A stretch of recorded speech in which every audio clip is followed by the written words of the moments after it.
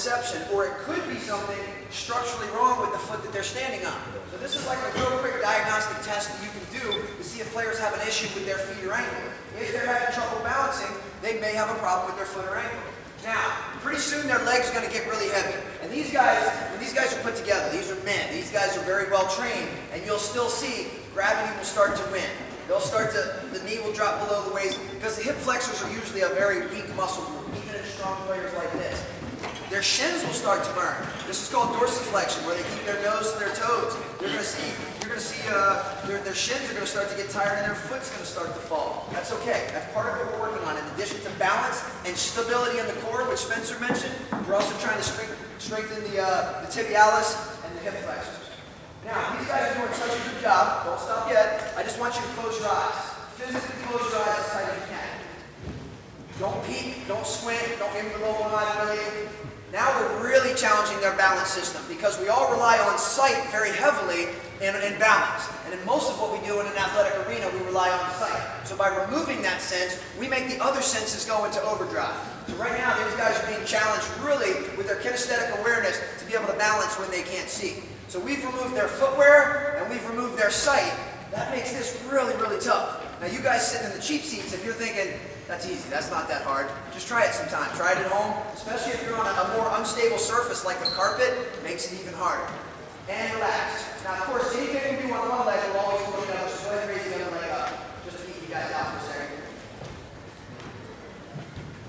So at DeMatha, we strength train between 2 and 3 times a week, for the most part on a year-round basis. We try to give our guys some time off at the end of the season and right before school starts, but we will do this as a group before every strength workout.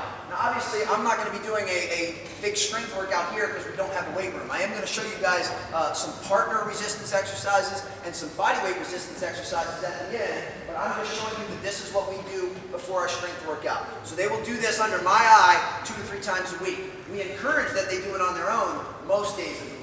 And not only will this help bulletproof the body, go ahead and close your eyes, guys. This will help bulletproof their body. It's not just their ankle. Remember, the body works as a chain. It all works together. So if there's something wrong with the ankle, eventually there's going to be something wrong with the knee, and then the hip, and then the shoulder, and your body works as one fluid unit. So we're bulletproofing the body, but we're also strengthening certain muscle groups that are needed for running and jumping. Every player in the world, I don't even have to ask these guys if they want to run faster and jump higher. I already know the answer. The answer is yes. Everyone wants to run faster and jump higher. So do I. So this is one of the best ways we can do that. And relax. Really good job, guys. Now what we're going to do, another hold we're going to do. You're going to balance on one foot. It doesn't matter because we'll switch. I want you to bring the ball out in front of you, and I just want you to balance right here. I want you to try to keep your upper back and your back leg parallel to the ground. Hold the ball out as far as you can, and we're just going to hold right here. You're going to feel a really intense stretch of your hamstring. You're going to feel yourself wobble a little bit. Whenever you're ready, just go ahead and hold. Yep. Get that back leg up. Looking good. If you're working with younger players and you notice that they're having difficulty just doing this, then they don't need to close their eyes. You only add the next layer to the onion if players can master what you're currently asking them to do. So we want to make sure with every single exercise and drill that we have a way to progress and make it harder for those that can do it. We have a way to regress and make it easier for those that can't. And forget about jump arms.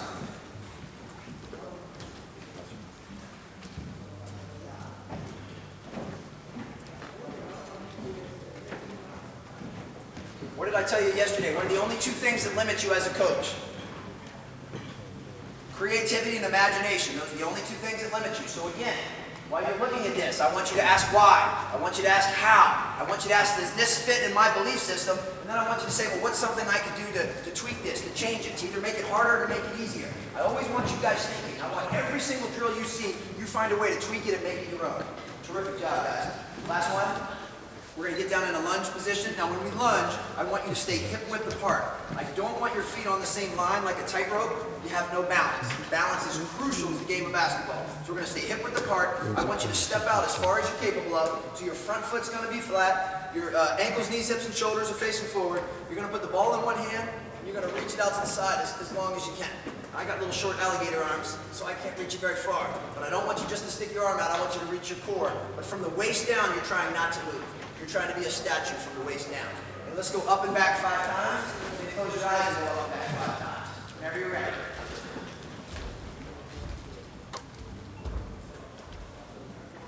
What's one of the main reasons that we added basketball to this? Hey, what's that? Well, certainly to get them comfortable holding the ball, absolutely. But we want to increase the perceived relevance. They can easily be doing this without a ball, but when you put a ball in their hands, they feel like it's more basketball specific. They get more engaged because, as I told you, from Belgium to DC, every kid in the world wants to have a ball in their hands. That's what this game is built on. So anytime we can give them a ball, we want to give them the ball.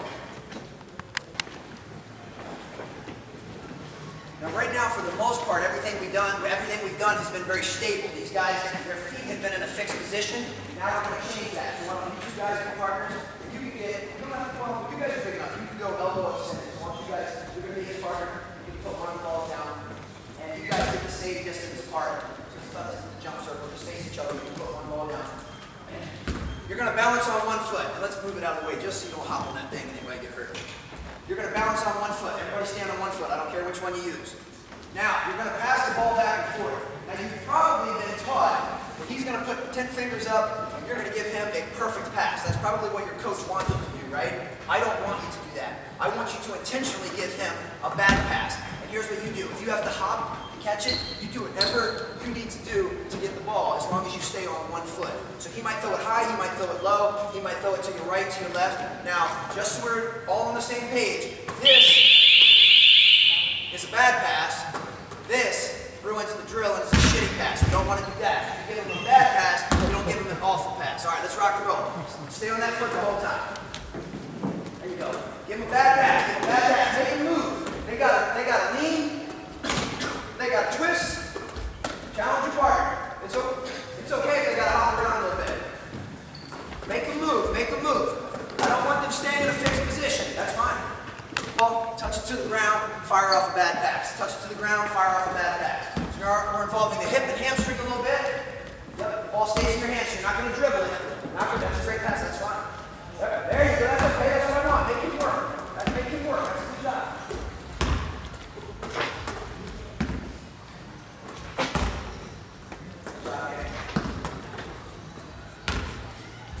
Now we'll add a little bit more body control. So this time, when you bend over, I want you to stabilize this knee and hip, and ankle. And I want you to go around the knee 3 times, around the shin 3 times, fire off that. 1, 2, 3, quick. Once you bend over, I want that foot to cement. Your foot in cement. Other guys, get ready. I'm going to have some new guys come up in just a minute. Look good, guys.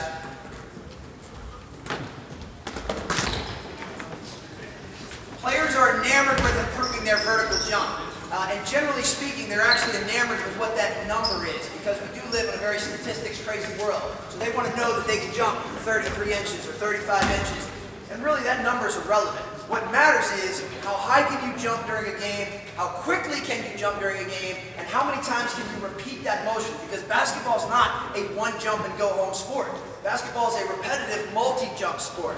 So just being able to start in a perfect stance and jump straight up and come straight down adds very little value to the game of basketball. In fact, even the jump ball isn't completely stationary. What do they do when the ref walks in? You got some of this stuff here, right?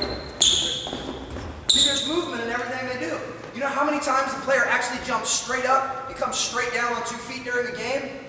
Maybe a handful, if that. Doesn't happen. Sometimes they jump off 1, land on 2. Sometimes they jump off 2, land on 1. Sometimes they jump and twist. So we want to make sure when we're training their vertical explosion and their ability to be explosive, we're training it in ways that are very basketball specific. So let's go ahead and spread out, find a piece of real estate. Now, I told you how important the feet are.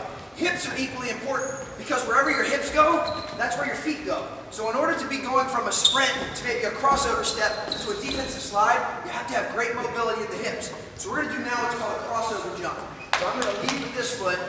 I'm going to jump across my body, 1, 2, and you can just mimic shooting your jump shot. Across my body, 1, 2, into your jump shot. So I want you to go across, get as wide as you can, then jump as high as you can.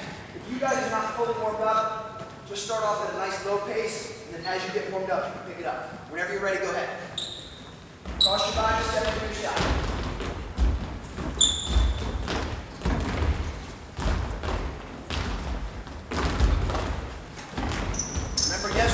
said, not everything we do will be game specific.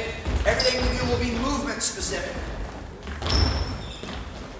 Good. Go ahead and rest for a second. Now we're going to do what are called speed stages. So we're still going to keep the 1 foot concept, and all that's going to touch is the outside foot. So I just want you to land, outside foot. I want you to cover as much lateral ground as you can. Just get 8 to 10 jumps, something in that ballpark.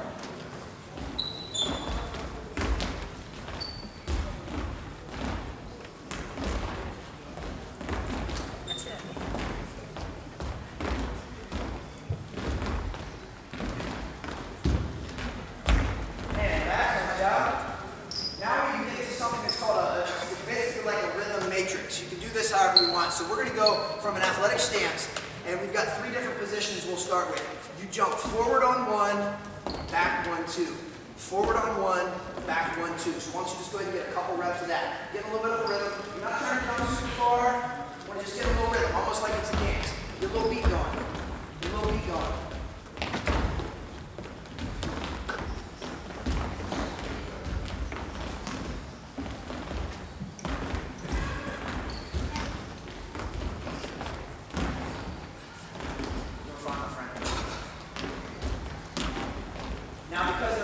Rotational movement in basketball, and I'll give you guys a 15-second break here. We're going to go from here. I want you to open up, so you're going to face this way, and then come back to center. Open up, back to center. You can always keep the ball in a game-specific hand position. So you're going to be facing that wall, back to center, that wall, back to center. Whenever you're ready, let's rock. Yep, very good, guys. Nice job. That's the rhythm, right? Nice job. Of this series, let's jump up and across. So instead of opening up, let's come across our body and back 1, 2. Across our body, back 1, 2. Let's rock. Thank you very much.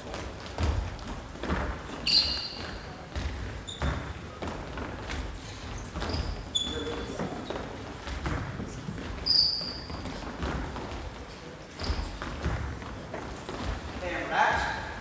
Now we'll actually do some more. These are going to be much closer to a game-specific movement, and I want you guys to have ownership of them, so I want you to visualize you're actually doing these moves. The first one will be a step back. So a step back, and if you want to add a dribble to it, that's fine. A step back, generally speaking, if I'm facing the basket, you're going to push back at about a 45-degree angle to get your shot off. So again, we'll be in this position, push back, and go up for your jump shot. Push back, go up for your jump shot. The only difference is, if we were playing right now, my guess is if you get a step back, you might only need to get about this much distance. You look like you're a quick kid. I want you to jump further than you'd ever have to jump in the game. I want you to over-exaggerate. I want you to push the boundary of what you're capable of doing and jump much higher than you would ever jump if you were shooting your jump shot. Okay, whenever you're ready. Just get a handle of it. Nice. Again, if you want to add a dribble to it, that's cool again. Nice job. Terrific job. That's great, my man. Just get like 3 or 4 each leg.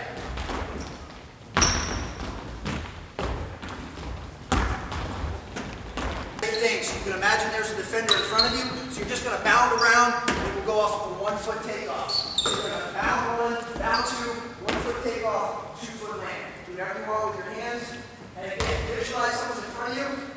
If I was trying to go around you for a Euro step, I don't need to step about that wide. But I want you to practice going as wide as you're capable of. Over-exaggerate every move. Push the limits of what you're capable of. All right, let's rock. Thank you, Peter.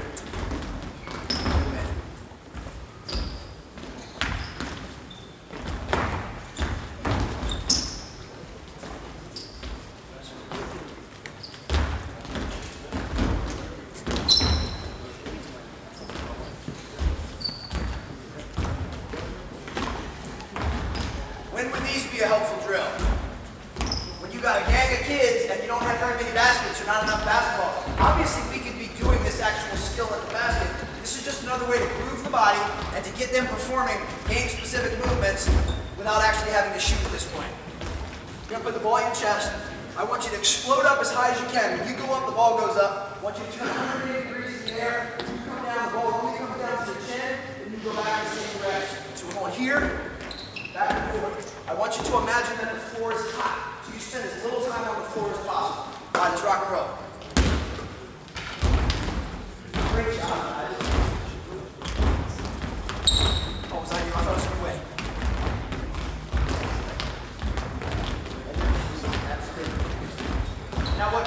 mentioned, he's 100% right. You guys can relax for a second. And this will be true any age level, any group, anything that we do. There will always be some players that do things really, really well. There'll be some players that have some inherent flaws and some mechanics that need to be fixed. In a clinic situation, you nailed it. There's not a whole lot I can do. Unless I see something that I believe is going to hurt somebody, I'm not real particular on their form at this point in time. You guys as coaches need to be sticklers for it, and when I get back to DeMatha, I make sure that I am. Because remember the analogy yesterday, our brick by brick analogy. We want to make sure that in order for these guys to be the best players that they can be, they have to lay every single brick as perfectly as possible. But we're not talking about bricks, we're talking about reps. So we need to coach them up every single rep and get every rep as good as we can get it. Now, let's just say for the sake of argument, you guys are all doing it perfectly and you're struggling a little bit. You're not at all, you're doing a terrific job. If that's the case, then during the warm-up or during this drill, I'll spend a little bit more time on this end, a little bit more time with him, coaching him up, because these guys have already shown that they can do it adequately. And if we go to some lunges, and now you're doing it incorrectly, I'll spend a little bit more time with you. Now, if you're doing lunges and the whole team's doing it incorrectly, then that may not be an appropriate exercise or drill for you to be doing with the level of kid that you're working with. So that might be one you have to take a step back and say, okay, they're not quite ready for this. Is there a way we can regress and find something that they can do? So we want to make sure that things are challenging, but we want them to be very appropriately challenging. All right, last one we'll do, and then we'll sub you guys out and the group will come on. We've got 5 different power zones where we're going to put the ball. The first one is arms straight overhead. Elbows are trying to get higher than your ears, and you're in a good athletic stance, which is really awkward when your hands are above your head. And I want you to jump twice, as high as you can, but I want your arms to stay straight the entire time. This will feel very awkward because none of us ever jump with our arms straight. We all use our upper body to give us some extra momentum. So go ahead and get 2 jumps, arms straight, high as you can. Touch the ceiling. Nice. Now the next power zone will be chest. So we're going to go here, you're going to jump, when you go up, the ball goes up, when you go down, the ball comes down. Same thing. You'll feel a little better on this one. Nice. Explode up. Touch the ceiling. Third one will be our waist. Same thing. So we're going to jump, ball goes up, you go up. I want it distinctly at your waist each time. Whenever you're ready. High shake. This one should be about your most power. Now let's go knees. But when we go to put the ball at our knees, I don't want this. I don't want you to have a hunchback. Butt out, drop down in a loaded position. Load to take slowly. Whenever you're ready.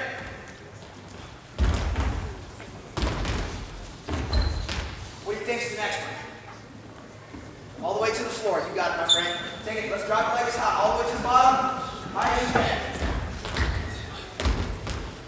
Outstanding. And one last set, and then you guys can have a seat. You're going to do 10 jumps, 2 each level, all in a row. So 2, 2, 2, 2, and 2. So you get 10 maximum jumps as high as you can.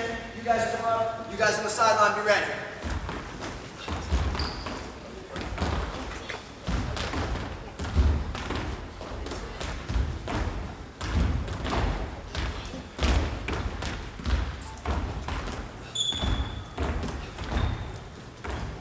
Outstanding. You guys pick it up. Give these guys a hand, please. Their jump circle. And anytime they're forced to sprint in a very tight circle, watch their feet. Watch the range of motion that their ankles are forced to go through. So we're going to start working on some acceleration, some change of direction and deceleration, and a variety of different movement patterns, but we're going to be doing so in a tight circle so that we're really strengthening the feet and improving the mobility of the ankle. Let me just get you up for 1 second.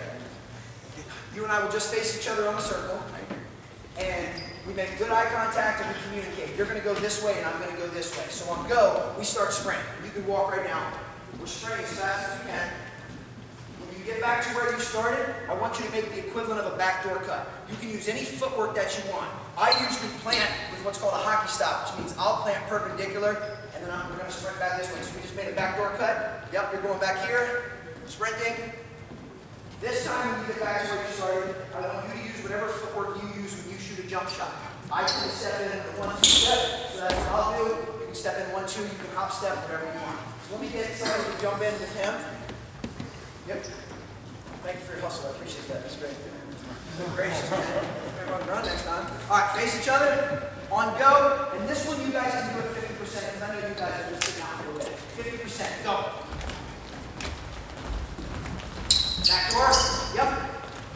Step in, knock it down, shoot jump shot. Terrific. terrific job. Okay, same two guys. This time let's go almost full speed. As soon as you feel ready to go full speed. You guys are the cheap seats. Just watch their feet. Watch the range of motion that their feet and ankles go through. It'll give you a much better appreciation of why they're doing this drill. Go!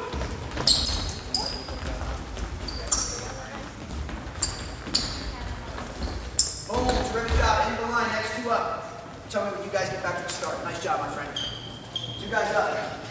Next time I'm serious, you guys hustle. This walking bullshit is not going to cut it. Hustle to the circle. Whenever you're ready to go. Whenever you're ready to talk to each other. There you go. Nice job, guys. That's it. Two off, two new on. Two new guys on. There you go. Little hustle. There we go. There we go. I'm going to always face in the circle this time. And I want you to focus on pushing off of your hind leg, not dragging with your front leg. You're going to push, feet and slide around the circle, back one time, feet and slide back to the start, shoot your jump shot. Whenever you're ready, you guys start yourselves. That's it, fellas. Push, guys, push. That's it. And you guys are allowed to talk to them and cheer them on. These are your teammates right here. You're allowed to speak. You guys. You guys are allowed to speak to them. Holy shit. You guys are all allowed to cheer